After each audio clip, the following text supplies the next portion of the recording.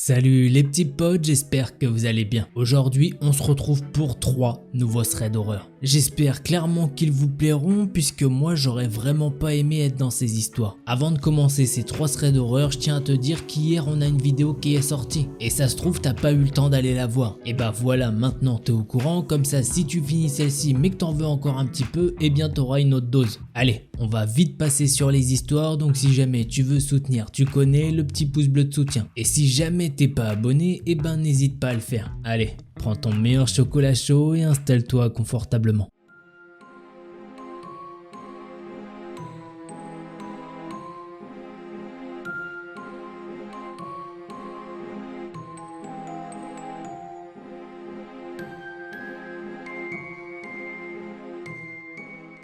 L'histoire que je vais vous raconter, c'est celle de Charlotte. Aujourd'hui, elle a 23 ans et elle habite en Nouvelle-Aquitaine. Mais cette histoire ne s'est pas déroulée maintenant. Elle s'est déroulée il y a de ça 10 ans et Charlotte ne s'en remet toujours pas. Jusqu'à ses 11 ans, Charlotte a habité à Paris. Et par amour, la mère de Charlotte a déménagé en Nouvelle-Aquitaine pour vivre avec le beau-père de Charlotte et ses 2 enfants. Charlotte, elle nous dit que ça la dérange vraiment pas du tout. Elle connaît plutôt bien son beau-père ainsi que ses enfants. Et d'ailleurs, ses enfants sont plus ou moins dans la même tranche d'âge que Charlotte. Alors bien évidemment, Charlotte traînait tout le temps avec eux, à tel point qu'elle oubliait même que ce n'étaient pas ses vrais frères et sœurs. Vers l'âge de 13 ou 14 ans, pendant un été, la mère de Charlotte et son beau-père sont partis une semaine en voyage. Puisque oui, malheureusement, ça n'allait plus très bien entre eux. Et du coup, aussi fou que ça puisse paraître, eh bien ils ont laissé leurs enfants tout seuls à la maison. Bon, apparemment la mère de Charlotte et son beau-père les ont habitués à se débrouiller d'eux-mêmes. Mais bon, bref, tout ça pour dire que ça n'inquiète pas vraiment Charlotte et ses frères et sœurs. La demi-sœur de Charlotte, étant la plus âgée, commence à organiser des petites soirées avec ses amis. Et bien évidemment, Charlotte et son demi-frère sont conviés. Tout se passe à merveille pendant les fêtes et Charlotte en profite un maximum. Le lendemain d'une soirée, les invités sont tous partis. Et Charlotte et ses frères et sœurs se mettent à ranger toute la maison. Étant donné qu'ils sont fatigués après le ménage, ils décident de se poser devant la télé et ils ont mangé un petit truc. Et oui, ils sont fatigués après le ménage car il faut savoir quelque chose à propos de la maison. La maison de Charlotte est réellement digne d'un thread d'horreur. Ils habitent en plein milieu de la forêt. Il n'y a qu'un chemin pour accéder à cette maison. Autour de la maison se trouve environ 10 hectares de forêt et la maison la plus proche de chez eux se trouve à presque 1 km. C'est une vieille maison charentaise qui est à la base une vieille ferme. Donc elle est tout en long et fait environ 250 mètres carrés. Elle nous dit qu'en plus la maison a quasiment 200 ans. Donc là-dedans il y a absolument tout qui grince. Que ça soit les escaliers, le plancher à l'étage, les murs. Enfin bref, Charlotte et ses frères et sœurs, eh bien ils sont habitués qu'il y ait un petit peu de bruit. Bref, après s'être maté un truc à la télé jusqu'au soir et avoir mangé, ils décident tous d'aller fumer des petites substances. Et ils se disent qu'ils seront plus à l'aise dans un délit. Et qu'une fois la fumette finie, ils retourneraient chacun dans leur chambre. Sauf que le fils du beau-père de Charlotte, le plus jeune des trois du coup, a oublié son téléphone en bas. Il décide donc de redescendre pour aller le chercher. Environ 5 minutes plus tard, le téléphone de Charlotte sonne. Et c'est le petit frère qui l'appelle. Elle commence à lui demander pourquoi il les fait chier clairement à les appeler alors qu'ils sont juste au-dessus de lui. Puis d'un coup, comme ça, l'appel se termine. Charlotte décide alors de lui envoyer un message pour savoir ce qu'il se passe. Elle veut savoir s'il n'a pas fait une erreur. Mais elle va instantanément recevoir un message terrifiant qui lui dit « Ne parlez surtout pas ». Charlotte et sa grande sœur s'exécutent mais sans trop savoir pourquoi. Mais elle continue de chuchoter un petit peu. Puis environ 2 minutes plus tard, elle reçoit un nouveau SMS du petit frère, leur demandant d'aller regarder discrètement par la fenêtre de l'étage. Il veut savoir s'il y a bien quelqu'un sur la terrasse dehors. Au début, Charlotte et sa sœur se disent que il est en train de leur faire une très mauvaise blague. Et ils pensent qu'il veut jouer sur le fait qu'ils aient pas mal regardé de films d'horreur cette soirée-là. Charlotte lui envoie alors un message en lui disant « Haha, très drôle ». Mais 1 minute plus tard, les filles vont entendre un énorme bruit qui provient de dehors. Les 2 filles se glissent alors à côté de la fenêtre et elles peuvent voir 2 gars sur la terrasse, dont l'un avec un énorme couteau, style hachoir de cuisine. Les 2 hommes en bas vont alors se mettre à hurler et l'un d'entre eux va dire une phrase qui va glacer le sang des 2 jeunes filles. « Je te jure qu'hier ils étaient là,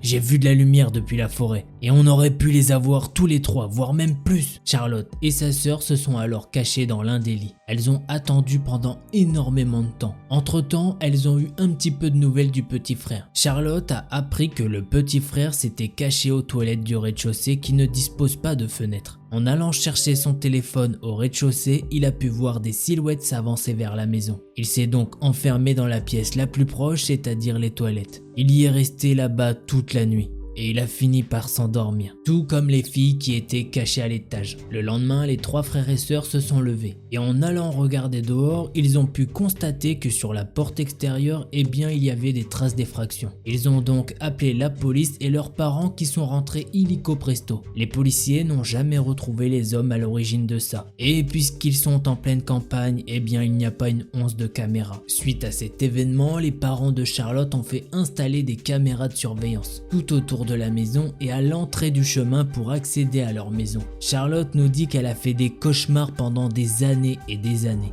et que les deux sœurs ont même dormi ensemble pendant un petit moment. Ensuite, la vie a fait que la mère de Charlotte et le beau-père se sont séparés. Du coup, maintenant Charlotte est heureuse d'habiter en ville avec pas mal de caméras de surveillance. Voilà, c'est ainsi que se termine ce premier thread d'horreur. Bon, on va pas revenir sur le fait que les parents ils laissent leur enfant assez jeune dans la maison, ça les regarde que eux, et qu'ils prennent des petites substances à cet âge-là, bon, c'est pas ouf. Je vais pas jouer le grand frère, mais si possible, n'en prenez pas. Enfin bref, là n'est pas le sujet. Le truc c'est qu'on a clairement deux mecs sur la terrasse, dont un avec un énorme couteau. Et l'un des deux dit clairement on aurait pu les avoir tous les trois. Donc déjà, ils sont bien au courant que dans cette famille, il y a 3 enfants. Et quand il dit on aurait pu en choper plus, je pense qu'ils ont entendu la musique et ils savent qu'il y avait un petit peu de monde en plus. Bon, heureusement qu'ils n'ont pas tenté plus de rentrer dans cette maison parce que je pense qu'ils auraient pu quand même. Donc heureusement pour Charlotte et ses frères et sœurs, il aurait rien arrivé. On va maintenant passer à la seconde histoire.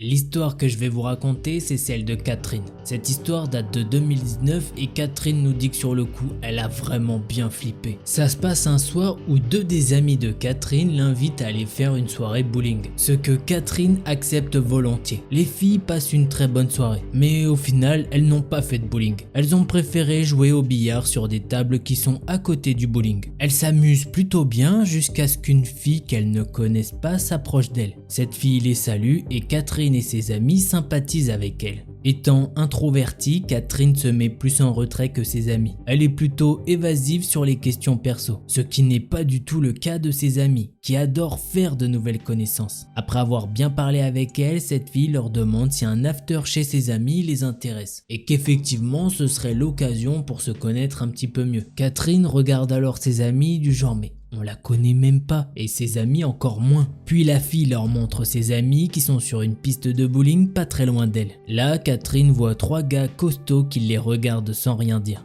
Du coup, Catherine et ses amis lui disent que c'est sympa de proposer mais qu'elles ne vont pas aller chez quelqu'un qu'elles ne connaissent pas. Là, cet inconnu insiste et leur dit « Allez, venez, ça va être cool, on va pas vous manger ». Les filles réitèrent et lui disent que non. L'inconnu va alors les laisser en leur disant « Ok, pas de soucis, je vous laisse, bonne soirée les filles ». Tout le long de la soirée, cette fille est revenue au moins à 5 reprises. Et ça, toujours pour leur demander si elles ne veulent pas venir à l'after. Et franchement, que ce serait dommage de ne pas venir. Au bout d'un moment, Catherine prend ses amis à part et elle leur dit que ça commence à devenir très lourd cette histoire. Surtout qu'il y a un détail assez bizarre. À chaque fois, seule la fille vient les voir. Et les gars, quant à eux, restent sur leur piste de bowling à les fixer sans rien dire. Il est maintenant 1h du matin quand les filles décident de partir du bowling et de rentrer chez elles. Catherine rentre dans la voiture de son amie. Et à peine les filles sont rentrées dans la maison qu'elle voit quelqu'un qui s'approche de la voiture. À votre avis, qui ça peut être ? Bien joué, vous avez raison, c'est cette même fille qui vient les voir. Elle leur pose encore une fois la même question. Les 3 filles se regardent et là, un blanc s'installe.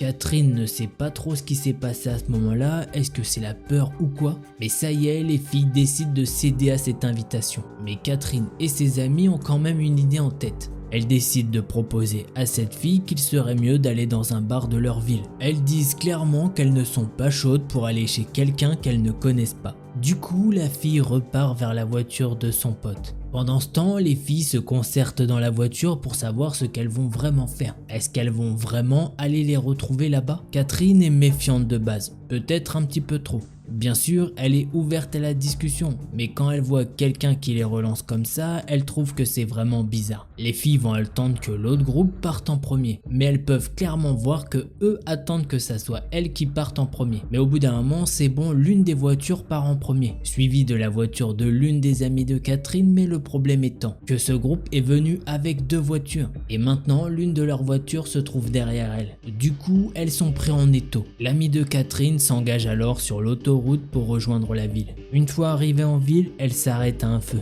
À ce moment-là, Catherine commence à vraiment paniquer. Elle se fait des scénarios dans sa tête, du style « C'est sûr qu'ils ont attendu qu'on parte en deuxième pour nous coincer avec leur voiture et nous faire du mal ». À ce moment-là, elle prend son portable et envoie un message à son petit copain en lui expliquant qu'elle se rend dans un bar avec des gens assez bizarres et qu'ils les ont rencontrés au bowling. Ni une ni deux, son copain lui demande dans quel bar ils doivent se rendre. Catherine lui donne le nom du bar. Son copain lui répond directement qu'il arrive et qu'il ne restera pas très loin d'elle pour voir à qui ils ont affaire. La voiture des filles se gare alors dans le parking du bar et les 2 voitures des inconnus font de même. Ils sortent tous de leur voiture et Catherine et ses amis vont alors enfin saluer les gars. Tout le petit groupe s'installe dans le bar et la fille commence à leur poser des questions sur leur vie. Elle leur demande où elles habitent. Les amis de Catherine ne voient pas le mal et déballent toute leur vie de A à Z. Comme je vous l'ai dit, Catherine elle est plutôt réservée et du coup elle préfère ne pas en dire trop. Et ça, la fille et les garçons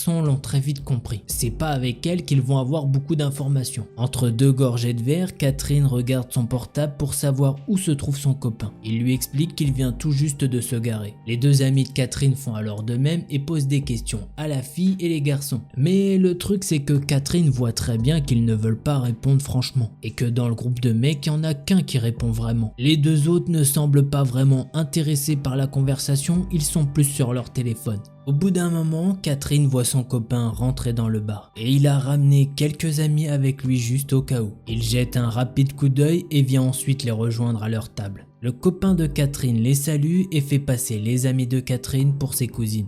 De là, il y a un malaise qui s'installe. Les 3 gars qui sont venus avec la fille se lancent des regards en permanence, du style mince, c'est qui lui? Et Catherine peut clairement voir que sous la table, ils n'arrêtent pas de s'envoyer des textos. Voyant l'heure qu'il est, les filles mettent fin à la conversation. Mais le truc le plus fou, c'est que cette fille qu'on ne connaît pas du tout les relance une dernière fois pour savoir si les filles ne veulent pas venir les accompagner après. Ce à quoi Catherine et ses amis vont répondre pour la 1000e fois que non. Catherine, son copain et ses amis vont alors sortir du bar après ces mecs. Catherine va dire au revoir à ses amis et elle rejoint son copain dans la voiture. C'est là qu'il va lui dire une phrase qui confirme tous les doutes de Catherine à leur propos. Tu sais, quand ils sont partis, ils se sont parlé et ils ont dit « Quel dommage qu'il y en ait une qui a appelé son mec. Ça gave, on aurait pu faire des choses. » Et voilà, c'est ainsi que se termine ce second thread d'horreur. Bon, de base, la fille qui vient les voir 400 fois pour leur dire « Vous voulez pas venir un petit after ?» En vrai, c'est déjà bizarre. Mais franchement, vu comment elle insiste, ça sent clairement pas bon. On le sent très bien que les mecs qui veulent faire des choses avec ces filles, voire même du trafic. Heureusement, il aurait rien arrivé et Catherine, elle a vraiment bien fait de dire ça à son copain. Allez,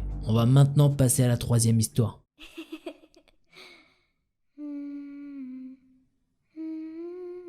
L'histoire que je vais vous raconter, c'est celle de Trinity. Trinity est une jeune française et son histoire s'est déroulée il y a de ça 4 ans, lorsqu'elle avait encore 16 ans. Pendant les vacances d'été, sa famille a l'habitude de se rassembler à la campagne chez sa grand-mère. Elle nous dit que la maison de sa grand-mère est une très grande maison, pas forcément isolée. Ils ont 2 ou 3 voisins qui sont vraiment amicaux. Mais dans la cour arrière, il y a une allée qui mène tout droit dans la forêt. Le jour de l'arrivée de Trinity, tout se passe normalement. Toute la famille est rassemblés sauf l'oncle James. Ça surprend pas du tout Trinity étant donné que l'oncle James il est toujours en retard. Il a un réel problème d'organisation. Dans la réunion de famille, il n'y a que des adultes, aucun autre enfant est présent. Et les adultes de la famille, ils aimeraient bien aller chez leur ami pour fêter tout ça, puisqu'effectivement ils aimeraient bien boire un petit peu. Ils ont alors décidé de laisser Trinity et son frère Mathieu qui a 18 ans à la maison, puisque de toute façon ils ont rien à faire chez leurs amis. Et puis bon, faut faut bien attendre l'oncle James, il a pas les clés de la maison. La soirée arrive et les adultes laissent Trinity toute seule. Ils lui disent qu'ils vont rentrer très tard. Le frère de Trinity se prépare car il a un date. Il doit sortir de la maison et laisser Trinity seule dans la maison. Il est alors 20 h et le soleil commence à se coucher. Trinity se prépare à manger et s'assoit tranquillement sur le canapé du rez-de-chaussée devant son téléphone. À 22 h, il commence à faire noir. Elle décide d'envoyer des messages à son oncle James pour lui dire de se dépêcher car elle aimerait vraiment dormir. Oncle James lui répond et il lui dit qu'il n'arrivera pas avant minuit et que c'est bon, elle peut aller se coucher. Trinity va alors monter les escaliers pour se rendre dans sa chambre. Mais elle ne va pas éteindre la lumière du salon étant donné qu'à cet âge-là, elle a assez peur du noir. Trinity est maintenant dans sa chambre, elle se rend sur le balcon et jette un dernier coup d'œil dehors. Elle ne voit personne à l'horizon et elle décide alors de se coucher. Elle s'endort très rapidement, mais d'un coup, elle est réveillée car il y a un bruit dehors. Quelqu'un crie le prénom de Trinity. Elle regarde par les rideaux du balcon et elle peut voir qu'il y a quelqu'un dans l'arrière-cour de la maison. L'individu est en train de regarder la porte arrière de la cuisine. Étant donné qu'il y a de la lumière au rez-de-chaussée, l'individu doit penser que Trinity est en bas. L'homme crie vraiment fort, il paraît en colère. Trinity peut clairement l'entendre à travers la fenêtre du balcon. Pendant que cet homme crie, il va dire qu'il est l'oncle James.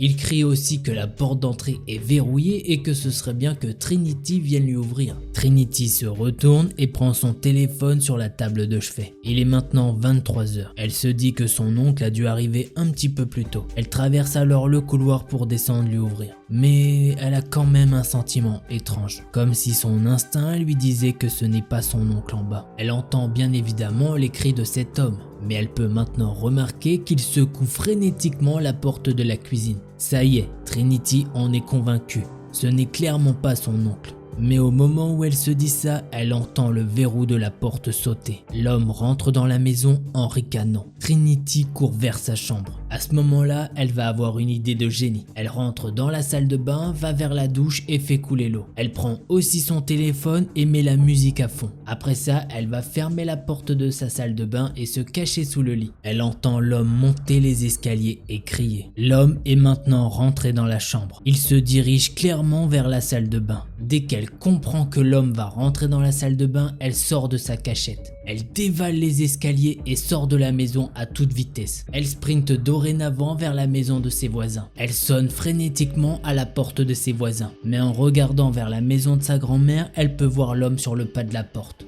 Et là, elle va voir quelque chose qui va vraiment la traumatiser. L'homme tient dans sa main un couteau et une corde. Quelques secondes après avoir sonné chez sa voisine, cette dernière lui ouvre. Trinity regarde une dernière fois vers la maison de sa grand-mère et elle peut voir que cet homme fait demi-tour. La voisine qui se nomme Agatha va directement appeler la police. Elle a également prévenu la famille de Trinity. La police est venue plus ou moins vite mais ils n'ont rien trouvé. Il y a un truc qui trouble Trinity mais à un point vous pouvez pas imaginer. Comment il connaît son prénom et comment il savait qu'elle attendait son oncle. Par contre, elle est sûre d'une chose, c'est que le gars ne voulait pas son bien. Depuis cette expérience, elle fait des cauchemars sans arrêt et elle voit régulièrement un psychiatre. Voilà, c'est ainsi que se termine cette troisième histoire. Et bah effectivement, Trinity se pose les bonnes questions. Comment il connaissait son prénom et comment il savait qu'elle attendait son oncle James? Alors, est-ce que l'oncle James est dans le coup? Eh ben, j'espère pas clairement. Est-ce qu'il avait pas accès au téléphone de Trinity? C'est une option qui m'a l'air un petit peu moins glauque que l'oncle qui est dans le coup. Enfin bref, ces trois histoires étaient totalement folles. Deux histoires avec des couteaux. Et bah les petits potes, si ces histoires vous ont plu, je vous invite à mettre votre plus beau pouce bleu. Et si c'est pas déjà fait, je vous invite aussi à vous abonner. Voilà, en attendant la prochaine vidéo, portez-vous bien, tchuss les petits potes. Et ouais, ils sont fatigués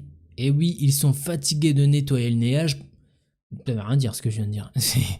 Je sais même pas ce que je viens de dire, mais je sais que c'était bizarre. Hey, don't you run away. Please stay.